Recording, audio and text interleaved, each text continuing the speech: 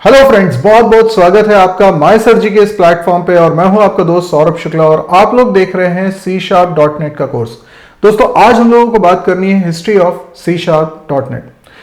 दोस्तों, किसी भी लैंग्वेज को, मेरा मानना तो ऐसा ही है कि किसी भी लैंग्वेज को अगर आप पढ़ना स्टार्ट करते हैं तो सबसे पहले उसकी हिस्ट्री जरूर पढ़ना चाहिए।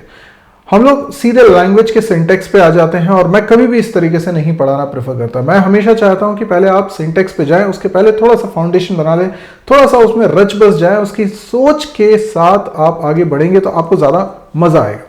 C# दुनिया की सबसे पॉपुलर कुछ चुनिंदा लैंग्वेजेस में से एक है। जैसे आप बोलते हैं C++, जावा, ये बहुत ही पॉपुलर लैंग्वेजेस हैं दुनिया में। उसी तरीके से C# भी बहुत ज्यादा पॉपुलर प्रोग्रामिंग लैंग्वेज है। लेकिन ये इतनी पॉपुलर कैसे बनी और ये कब बनी थी और उसके बाद फिर क्या क्या घटनाक्रम हुए हैं, उसके बारे में हम लोग इस वीडियो में देखने वाले हैं।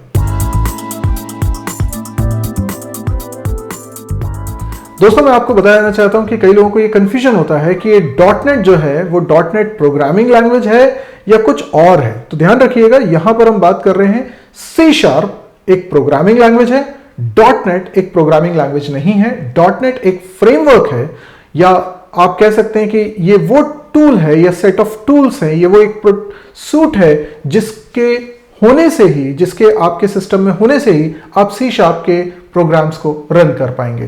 तो बेसिकली .NET एक फ्रेमवर्क है जिस पर हम .NET एप्लीकेशंस रन करते हैं और ये .NET एप्लीकेशंस हम कई सारी प्रोग्रामिंग लैंग्वेजेस में बना सकते हैं, जिसमें सबसे टॉप में सबसे पॉपुलर है C#। तो C# उन बहुत सारी प्रोग्रामिंग लैंग्वेजेस में से एक पर्टिकुलर प्रोग्रामिंग लैंग्वेज है जिसमें हम कोडिंग करेंगे और वो कोड कन्वर्ट होगा एक इंटरमीडिएट लैंग्वेज में, और वो इंटरमीडिएट लैंग्वेज है .NET एप्लीकेशन की लैंग्वेज। एज अ प्रोग्रामर हम डायरेक्टली इंटरमीडिएट लैंग्वेज में कोडिंग नहीं करते हैं क्योंकि वो थोड़ी सी कॉम्प्लिकेटेड या कह लें थोड़ा सा लो लेवल की कोडिंग लगती है, 0-1 की कोडिंग लगती है, वो उतनी यूजर फ्रेंडली नहीं है। तो हम लोग .NET एप्लीकेशन अगर बना रहे हैं तो कई सारी प्रोग्रामिंग लैंग्वेजेस में बना सकते हैं, C# उनमें से एक है। और ये सब काम करने के लिए हमें चाहिए होता है विजुअल स्टूडियो, जो कि एक IDE जो हमें कोड एडिटर देता है, हमको कोड लिखने की फैसिलिटी देता है और वो तमाम फीचर्स देता है जो एक IDE को देने चाहिए। दोस्तों, ये जो C# प्रोग्रामिंग लैंग्वेज है ये जनरल पर्पस प्रोग्रामिंग लैंग्वेज है, जिसका अर्थ ये है कि आप इसमें कई तरह के सॉफ्टवेयर बना सकते हैं। यदि आपको कंसोल एप्लीकेशन बनानी है तो भी आप बना सकते हैं, आप एक वेब एप्लीकेशन भी बना सकते हैं, वेब सर्विसेज भी बना सकते हैं, आप GUI एप्लीकेशन भी बना सकते हैं, आप मोबाइल एप्लीकेशन भी बना सकते हैं, आप कई तरह की एप्लीकेशन बना सकते हैं C# लैंग्वेज में। इसलिए इसको बोला जाता है जनरल पर्पस प्रोग्रामिंग लैंग्वेज। दोस्तों, ये एक ऑब्जेक्ट ओरिएंटेड प्रोग्रामिंग लैंग्वेज है और रिसेंटली इसमें फंक्शनल प्रोग्रामिंग को भी बढ़ावा दिया गया है। इसलिए खैर इसका जो मेन है वो तो है ऑब्जेक्ट ओरिएंटेड प्रोग्रामिंग लैंग्वेज।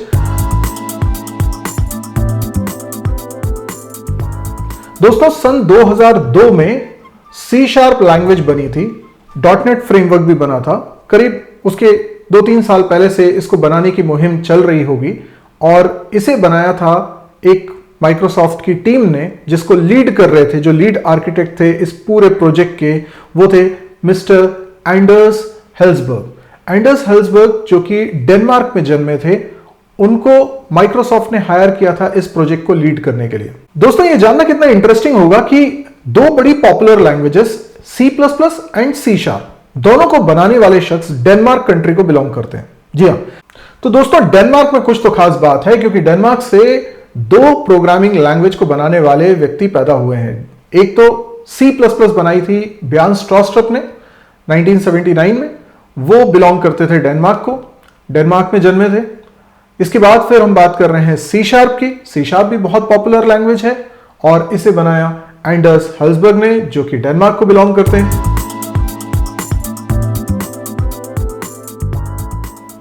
70 के दशक में एंडर्स बहुत लकी थे कि वो एक ऐसे स्कूल में पढ़ते थे जहां पर कंप्यूटर्स को इंट्रोड्यूस किया गया था। यानी बहुत ऐसे कम ही जगह होंगी जहां पर स्कूल में कंप्यूटर्स को इंट्रोड्यूस किया था उस दौर में। और उन्होंने जितना भी टीचर्स से सीखा, 2-3 हफ्ते के बाद उनका नॉलेज इतना हो चुका था कि वो टीचर्स को सिखा सकते थे, क्योंकि अल्टीमेटली कंप्यूटर्स की फील्ड ही ऐसी है एक्सप्लोर करने वाली। और वो जिस तरह के व्यक्ति थे उन्होंने काफी कुछ एक्सप्लोर किया और उस दौर में हमारे आज के कंप्यूटर्स जैसे हैं बिल्कुल वैसे नहीं थे। उस समय हार्ड डिस्क नहीं हुआ करती थी, बहुत कम मेमोरी होती थी। उस समय इतनी कम मेमोरी होती थी कि आप बड़े बड़े प्रोग्राम्स तो आज कल्पना भी नहीं कर सकते हैं। आज आप एक छोटी सी इमेज की भी बात करते हैं तो वो कुछ एमबी की स्पेस ले लेती है और वहाँ पे कुछ केबी में ही आपके पास जगह हो रही होती है।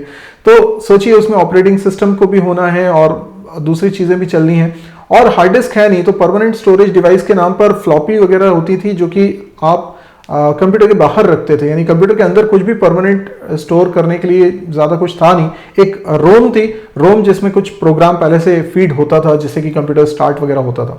तो शुरुआत में कुछ सिंपल प्रोग्राम बनाने के बाद एंडर्स का इंटरेस्ट आया कि हार्डवेयर इंटरेक्शन वाले कुछ प्रोग्राम्स बनाए जाए, यानी उन्होंने कोड बनाए मशीन के लिए, जैसे कि writing some extension to the ROM BASIC और अ स्मॉल ऑपरेटिंग सिस्टम और एन ऑन स्क्रीन एडिटर। इस तरह के कुछ प्रोग्राम्स उन्होंने शुरुआती दौर में बनाए। लेट 70s में उन्होंने डेनमार्क में ही एक अपना बिजनेस स्टार्ट किया जिसमें उन्होंने कंप्यूटर स्टोर खोला जहां पे आप जाके कंप्यूटर खरीद सकते थे और उनका कंप्यूटर से काफ़ी जुड़ाव था। और ये अपने आप में उस दौर में बड़ी अनोखी शॉप थी क्योंकि इतना आसान नहीं था, पहले ऐसा होता नहीं था कि आप शॉप पे जा रहे हैं और वहां से सीधे कंप्यूटर खरीद पा रहे हैं। तो उन्होंने उस तरह की एक शॉप उस समय स्टोर स्टार्ट किया था। इस दौरान उन्हें लगा कि उनको बेसिक लैंग्वेज आती थी और बेसिक थोड़ी बोरिंग सी लैंग्वेज उन्हें लगती थी। तो फिर किसी ने उनको सजेस्ट किया कि पास्कल लैंग्वेज है, इट्स वे कूल। तो उन्होंने पास्कल लैंग्वेज को यूज़ करना चालू किया था, लेकिन पास्कल लैंग्वेज में उन्होंने कुछ देखा कि यार इसमें कंपाइलेशन वगैरह बहुत स्लो हो रहा है, बहुत स्लो वर्क कर रही है। तो उन्होंने क्या किया कि पास्कल के लिए खुद एक कंपाइलर डिज़ाइन कर दिया। पास्कल की एक तरह से ऐसा कर सकते हैं कि जो ओरिजिनल पास्कल था उसका एक सबसेट उन्होंने डिज़ाइन कर दिया, एक पोर्शन उन्होंने डिज़ाइन कर दिया, और इसमें जो उन्होंने कंपाइलर बनाया वो काफ़ी फास्ट वर्क करता था। और मज़ेदार बात ये थी कि उन्होंने ये सब कुछ जो बनाया वो केवल 12 किलोबाइट्स मेमोरी कंज्यूम करता था, यानी कि इसको आप रोम में इंस्टॉल कर सकते थे और कंप्यूटर के साथ शिप कर सकते थे। ये एक बहुत बड़ी बात थी। अदरवाइज काफ़ी ज़्यादा मेमोरी कंज्यूम अगर हो रहा होता तो आप उसे रोम में नहीं रख सकते थे, वरना बाकी की चीज़ें रोम में आप कैसे रखते हैं। बाद में उन्होंने ही इस पास्कल का पूरा इम्प्लीमेंटेशन भी किया हुआ है। एक्चुअली में बाद में उन्हें एक पर्सन मिले जिन्होंने उन्हें बोला कि तुम हार्डवेयर बिजनेस छोड़ के सॉफ्टवेयर बिजनेस में क्यों नहीं आ जाते हो। वहाँ उनकी कुछ बातचीत हुई और उन्होंने अपने इस पास्कल के जो कंपाइलर बनाया हुआ था और लाइब्रेरी बनाई हुई थी इसके बारे में बताया और उनको उसकी एक कॉपी दी। जब उस व्यक्ति ने उसे घर पे यूज़ किया तो उन्हें समझ में आया कि यार वाकई में इन्होंने बहुत एफिशिएंट काम किया है, ये वाकई बहुत फास्ट वर्क करता है।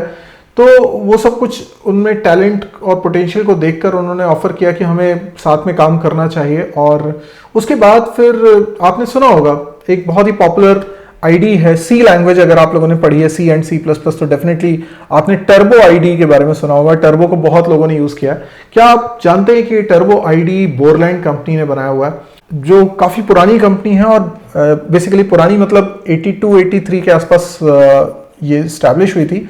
कुछ 3-4 लोगों ने मिलकर इस कंपनी को स्टार्ट किया था और उनका जो पहला प्रोजेक्ट था वो था टर्बो पास्कल। यस, मतलब सी प्लस प्लस से भी पहले उन्होंने टर्बो पास्कल का प्रोजेक्ट बनाया था।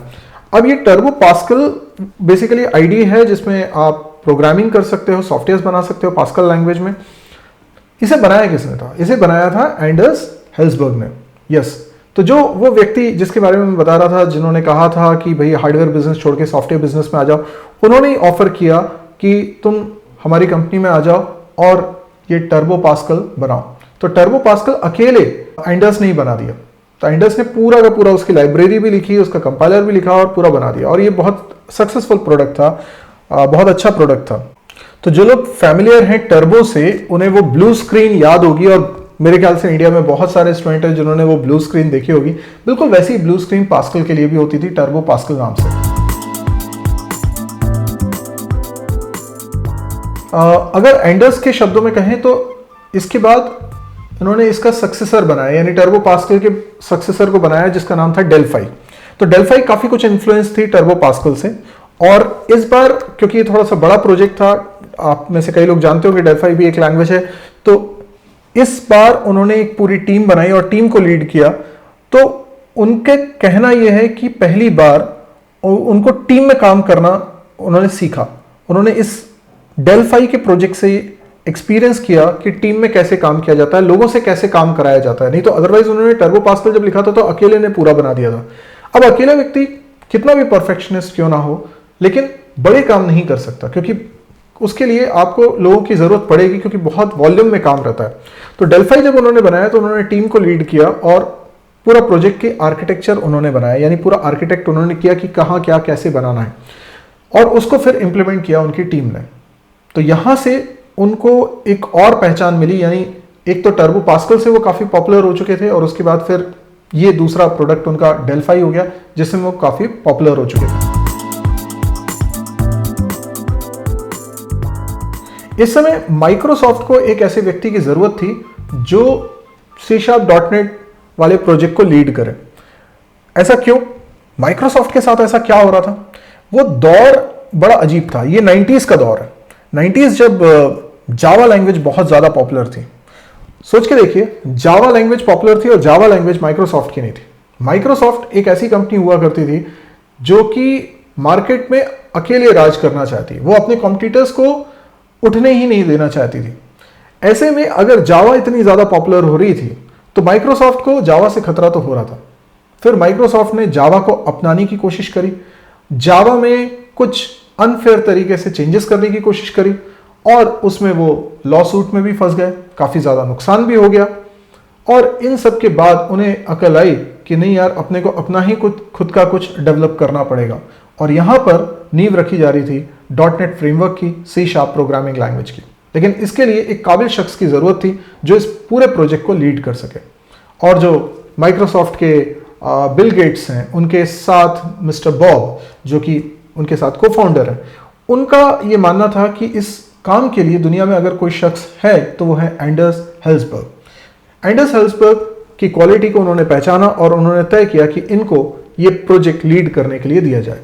लेकिन ये जानना बड़ा दिलचस्प होगा कि आखिर जावा के साथ माइक्रोसॉफ्ट की क्या दुश्मनी हुई थी। जावा के साथ की जर्नी का ऐसा क्या फलसफा है जिसके कारण .NET फ्रेमवर्क को बनाने की जरूरत पड़ी, C# लैंग्वेज को बनाने की जरूरत पड़ी। इसके अर्ली दौर में ही एंडर्स हेल्सबर्ग माइक्रोसॉफ्ट के साथ जुड़ चुके थे, यानी C#.NET ये चीज बनने के थोड़े पहले ही एंडर्स माइक्रोसॉफ्ट से जुड़ चुके थे, और जावा के साथ जो एक्सपेरिमेंट माइक्रोसॉफ्ट कर रही थी उस दौर में भी एंडर्स माइक्रोसॉफ्ट के साथ थे। तो तब क्या हुआ था ये जानना बहुत दिलचस्प है। तो दोस्तों, अगर आप इसके बारे में जानना चाहते हैं तो मेरा अगला वीडियो जरूर देखिएगा, क्योंकि हिस्ट्री इंटरेस्टिंग है, थोड़ा टाइम लेके ही बताऊंगा। तो आज के लिए इतना ही दोस्तों, थैंक यू, गुड बाय।